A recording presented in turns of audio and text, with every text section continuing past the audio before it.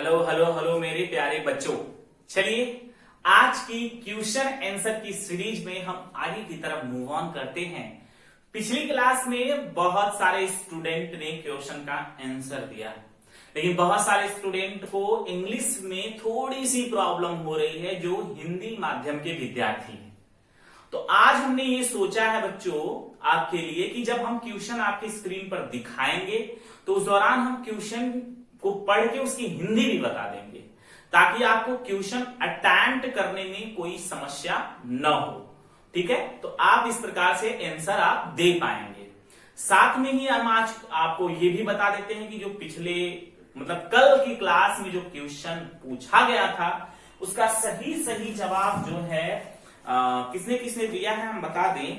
तो इसका सही जवाब यानी 10 इनका आंसर सही था। जिद्दी गर्ल्स, उसके बाद दूसरे नंबर पे है अलका, इनका भी सारे जवाब सही हैं। और उसके बाद बालकृष्ण यादव, इनके 7 जवाब सही हैं। मधुरा यानी इनके भी 7 जवाब सही हैं और तासीम के 4 ठीक है जवाब सही हैं। अब बच्चों हम आपको बता दें कि आपने प्रयास किया, बहुत अच्छा लगा हमको।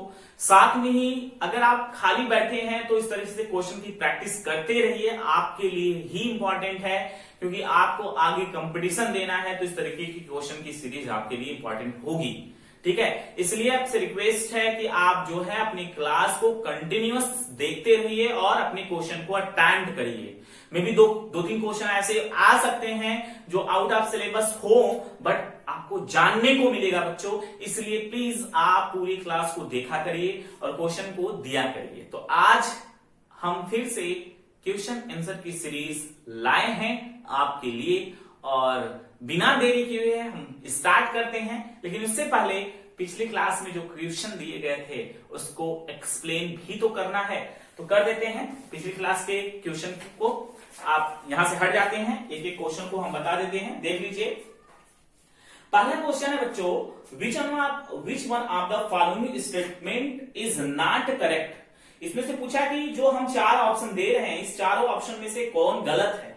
तो इसका ऑप्शन नंबर सी सही था बच्चों कि इस potato, banana and ginger are plantlets arise from the internode. Internode से कभी भी कुछ अराइज नहीं होता बच्चों, तो इसलिए ऑप्शन गलत है। ठीक है, ये ऑप्शन गलत है, ऑप्शन नंबर सी सही, क्योंकि क्वेश्चन में गलत चुनने को बोला था। ठीक है, क्वेश्चन नंबर दूसरा पूछ रहा है कि which one of the following generates new genetic combination leading to variation. यानी ये कह रहा है कि इनमें से कौन, यानी जो 4 ऑप्शन दिया है इनमें से कौन नए जेनेटिक कॉम्बिनेशन को जनरेट करते हैं और नए विभिन्नता को लाते हैं, नए वेरिएशन को लाते हैं। तो इसका ऑप्शन नंबर सी सही था, यानी सेक्सुअल रिप्रोडक्शन, जिसमें मेल और फीमेल अलग अलग जगह से होते हैं, जिसमें वो सेक्सुअल रिप्रोडक्शन के थ्रू एक नए ऑफस्प्रिंग को, एक नए बच्चे को जब वो जन्म देते हैं बच्चों, तो उस दौरान उनके अंदर वेरिएशन होता है। फॉर एग्जाम्पल अगर हम अपना एग्जाम्पल ले लें तो हम मम्मी और पापा दोनों से क्या है, अलग हैं। कुछ लक्षण मम्मी से और कुछ लक्षण पापा से मिलते हैं। ठीक है, तो ये वेरिएशन को शो करता है। उसके बाद तीसरा क्वेश्चन मैच करने के लिए दिया था, मतलब कि कॉलम फर्स्ट और कॉलम सेकंड से, जिसका ऑप्शन नंबर डी सही था बच्चों, जिसमें ए जो था pistil fuse together syncarpous कहते हैं बच्चों उसको। ठीक है, उसके बाद फॉर्मेशन ऑफ गैमेट, गैमेटोजेनेसिस कहा जाता है। हाइफी इन हायर एस्कोमाइसिटीज, जिसका 4 से मैच था, डाइकैरियोटिक। और उसके बाद डी है यूनिसेक्सुअल फीमेल फ्लावर, तो पिस्टिलेट उसको कहा जाता है बच्चों। तो ये बहुत सारे स्टूडेंट का सही भी हुआ था। उसके बाद which of the following pairs is not correctly match, इनमें से कौन सा जो है करेक्टली मैच नहीं कर रहा है। तो इसका अगेन ऑप्शन नंबर सी सही है बच्चों। क्या है, बाइनरी फिजन सार्गेशन में नहीं होता। ठीक है, तो नॉट करेक्टली, यही तो मिस्टेक करते हैं, नॉट करेक्टली पूछा है, मतलब इनमें से कौन सही नहीं है। तो इसमें सही नहीं है कौन सा, सी वाला। उसके बाद सेलेक्ट द रॉन्ग स्टेटमेंट, यानी इसमें गलत कौन है। तो ऑप्शन नंबर सी इसमें है, oomaicities female gamete is smaller and motile.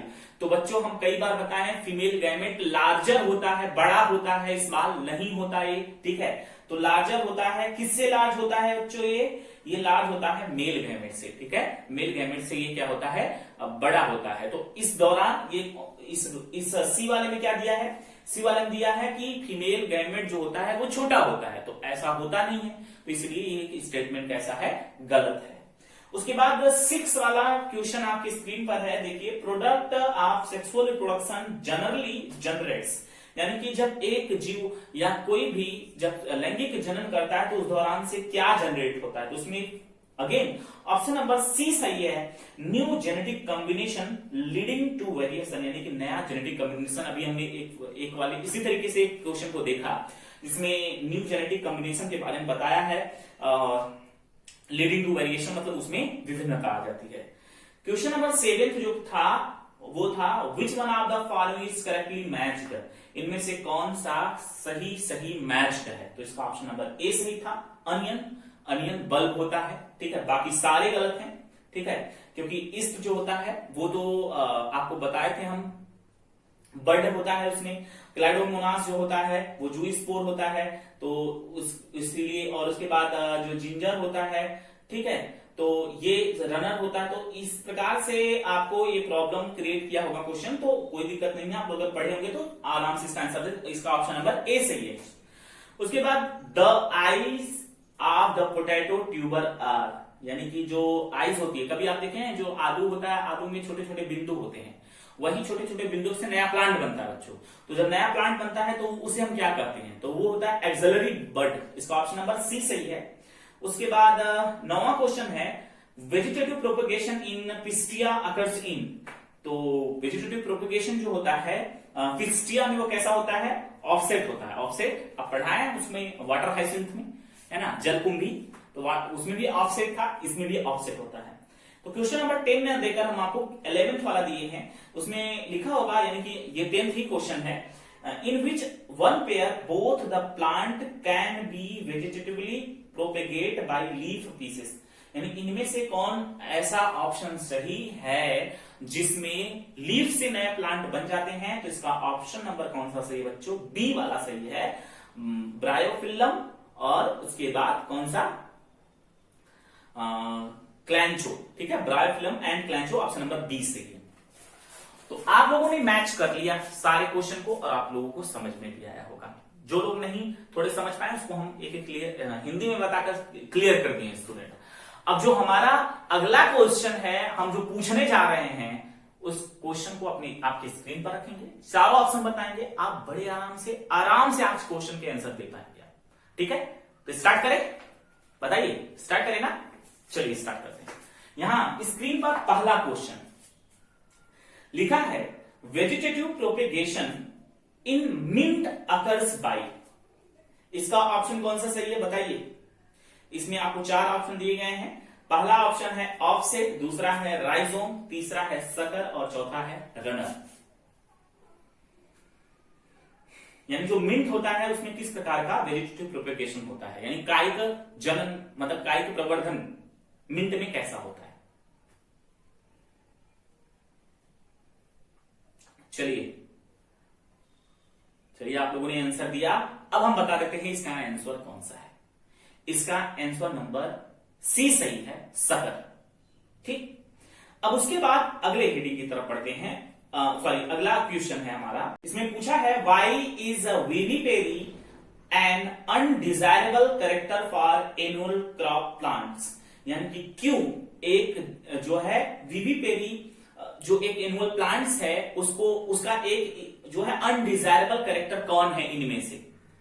तो बच्चों इसमें 4 ऑप्शन है, 4 ऑप्शन आराम से पढ़ लीजिए आप। पहला ऑप्शन दिया है it reduce the vigour of plant, यानी प्लांट को ये रिड्यूस करता है।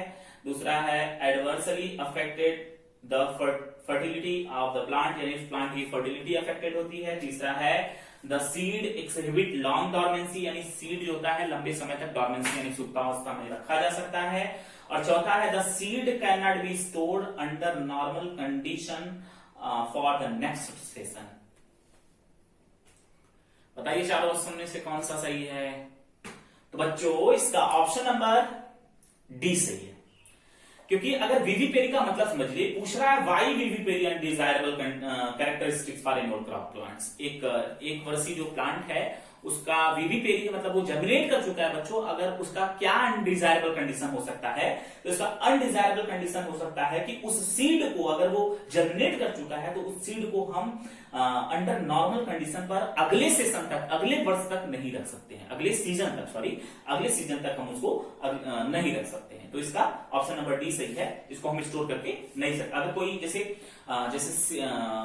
जैसे आप मान लीजिए गेहूं है, धान है, अगर वो जर्मिनेट कर गया तो हम इस वर्ष उसको ना बो के अगले वर्ष तक बो सकते हैं, ऐसा नहीं हो सकता। हम उसको एक नॉर्मल कंडीशन में स्टोर करके नहीं रख सकते, ठीक है। उसके बाद क्वेश्चन नंबर 13 है, इन oogyne फर्टिलाइजेशन इन्वॉल्व, यानी जो oogyne है यह उसमें फर्टिलाइजेशन किस प्रकार से इन्वॉल्व होता है, मतलब निषेचन किस प्रकार से होता है oogyne में, ठीक है।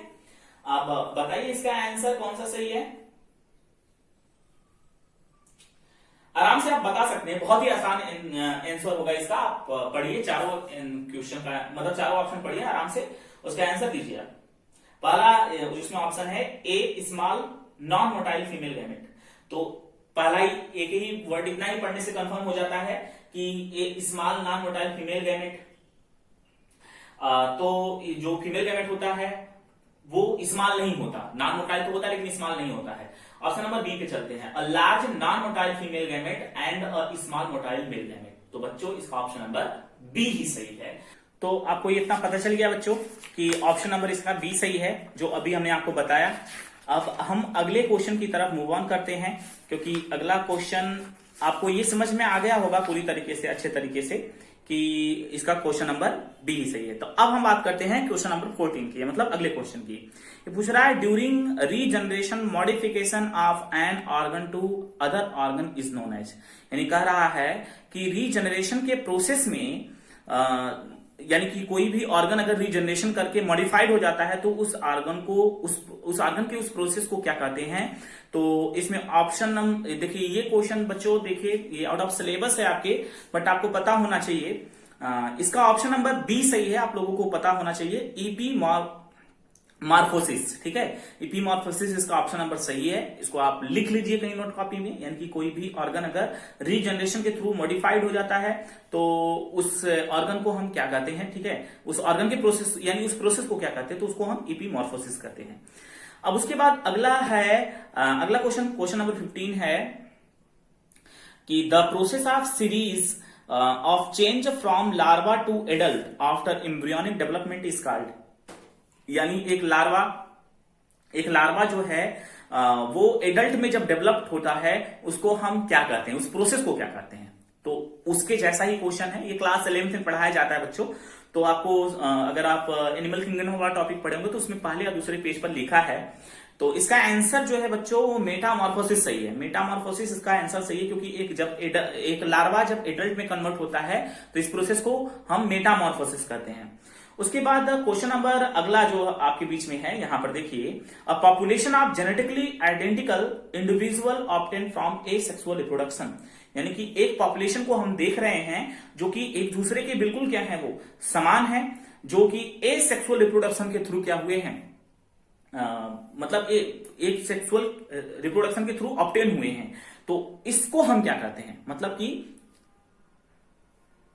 इसमें जो ऑप्शन दिया है इसमें हम इसको क्या कहते हैं। ऑप्शन ए है कैलस, दूसरा है क्लोम, तीसरा है डेमे और चौथा है एग्रीगेट। तो ऑप्शन आप बताएंगे हमको, इसका ऑप्शन कौन सा है। पढ़ाए भी है बच्चों, बड़े आराम से आप इसका आंसर दे सकते हैं। इसका आंसर आप कमेंट में दीजिएगा। अब इसका आंसर हम आप बता नहीं रहे हैं, आपको ये जो आगे हम क्वेश्चन पूछने वाले 2-3 हैं, इस क्वेश्चन के आंसर को आपको कमेंट में देना है। अगला क्वेश्चन है साइनगेमी मीन्स क्या होता है, ये भी पढ़ा है। इसका भी आंसर आपको कमेंट में देना है। क्वेश्चन नंबर 18 यानी अगला क्वेश्चन है, vegetative reproduction of a gave occurs through, यानी कि अगेव में जो कायिक प्रवर्धन होता है वो किस प्रकार का होता है। तो इसमें 4 ऑप्शन है, राइजोम्स, स्टोलोन और बल्बिल्स और उसके बाद सकर। तो इसमें से कौन सा सही है आप बताएंगे हमको, इसका भी कमेंट में देना है आंसर। और उसके बाद अगला क्वेश्चन है आपकी स्क्रीन पर, new banana plant develop from, यानी कि एक बनाना प्लांट जो है वो डेवलप होता है, किससे होता है?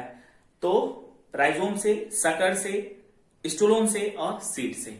तो आप इसका आंसर हमको बताएंगे कमेंट में। ये जो 4 क्वेश्चन आपसे पूछे गए हैं बच्चों, इसका आंसर हमें आप कमेंट में बताएंगे, ठीक है? तो स्टूडेंट आपको पता हो गया, ये 4 क्वेश्चन जो हम आपको लास्ट में पूछ रहे हैं, इसका आंसर आपको कहां बताना है? कमेंट बॉक्स में बताना है। हम कल उन चारों, जो भी चारों का आंसर सही से देगा उसका नाम हम कल बताएंगे कि इस बच्चे ने चारों का आंसर दिया है। तो हमने हिंदी में एक्सप्लेन किया है क्वेश्चन को, अब तो दे दो क्वेश्चन का आंसर, ठीक है? तो जो अब जैसे आप कहेंगे सर क्वेश्चन के आंसर में जो ऑप्शन होता है वो इंग्लिश में होता है, तो भाई गूगल कर लो। जैसे स्टोलन दिया है, इसका हिंदी क्या होता है? रनर दिया है, रनर की हिंदी क्या होती है? सकर होता है, उसकी हिंदी क्या होती है? इस बहाने आपको हिंदी की इंग्लिश भी पता हो जाएगी, है ना? तो पीछे मत भागिए इंग्लिश से, कम लगातार बने रहिए, क्वेश्चन प्रैक्टिस करिए और आगे कंपटीशन एग्जाम के लिए तैयार हो जाइए, ठीक है? तो थैंक यू सो मच, आप लोग हमारे साथ बने रहें और अपने दोस्तों को शेयर करिए ताकि उनको पता चले कि कंपटीशन की तैयारी भी स्टार्ट हो चुकी है, ठीक है? तो अब साथ में अब जो क्वेश्चन जैसे जैसे गलत हुए, क्यों गलत हुए, आप लोग उसको नोट कर लीजिए, ये भी हम बता देते हैं। तो thank you so much, thanks for watching, हमारे साथ बने रहने के लिए।